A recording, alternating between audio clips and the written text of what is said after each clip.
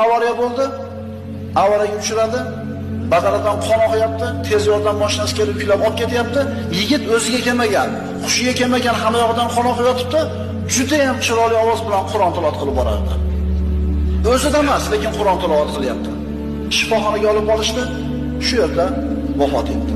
Hamma yig'ladi. Tanimaganlar ham yig'ladi. Chunki Qur'on o'qib yotgan edi, o'ziga kelmagan holatida ham. So'radik, qanaqa yigit edi bu? Nima sababdan chiroyli xotima topdi?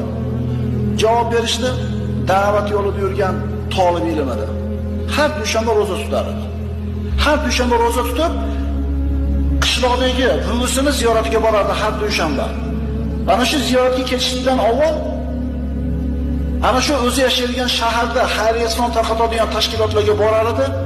Mashinasiga siqqanicha xayriya sonni yuklab, buvisini qishlog'idagi kambag'al bechoralarga tarqatib bo'lib, keyin buvisini oldiga